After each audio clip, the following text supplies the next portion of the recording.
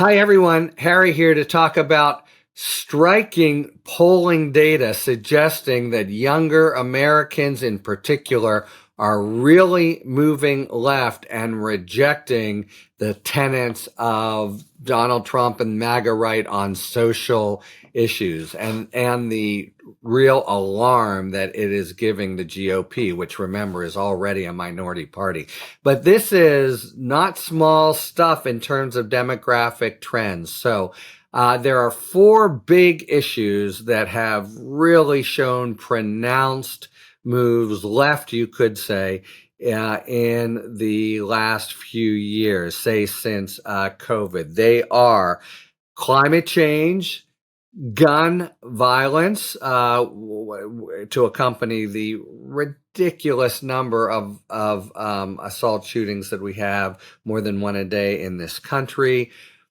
Economic inequality, or more precisely, a right that people should have to food and shelter as furnished by the government, and same-sex relationships, and then even more, and going across all age groups, abortion. So, in general, cutting edge issues of this sort have been 52-48 or down the middle, etc. And the numbers really are very striking. So there's a new Harvard youth poll out that talks about the different numbers for the four issues that I just mentioned: climate change, gun violence, food and shelter, and same-sex relationships. And that shows the kind of change over the last few years. And I'm just going to hold this up. I won't go over the whole graph, but look at those four lines and how they're going up and up and up. And then more generally, and people have known this, but we can sort of lump it together. So abortion and support for abortion rights have really increased markedly since the overturning of Roe versus Wade.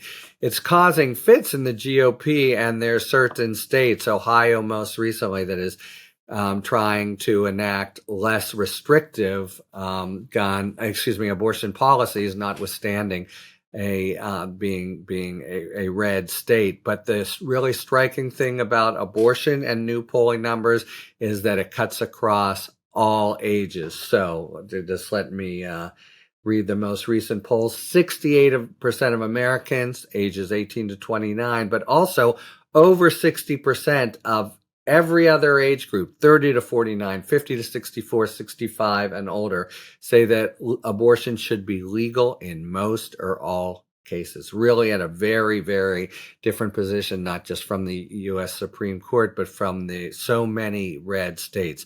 So, in general, the GOP is on this kind of one way or another doomed mission to preserve minority power, and they have been doing it of late.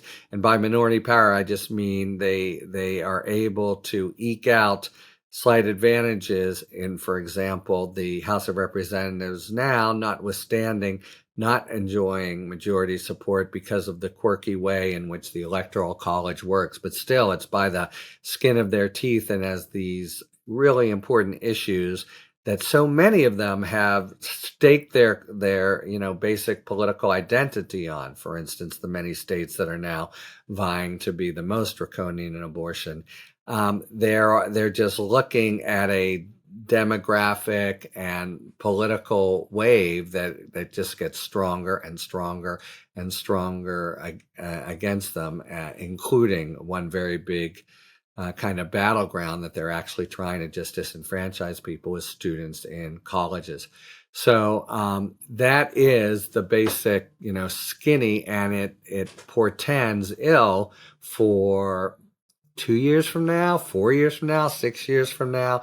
We have right now the most immediate and dramatic and potentially cataclysmic of elections. But the longer term trend, if the Republic doesn't hit the shoals, looks like even more pressure on the GOP to they've got to and I say this not as a political partisan, but just as, as objective analysts, they have got to figure out a way to really radically transform themselves. The current sort of prominent face of GOP is already unpopular and going to be getting worse. Talk to you later. Thanks for tuning in. If you enjoyed this video and other Talking Feds content, please take a second to like and subscribe. Talk to you later.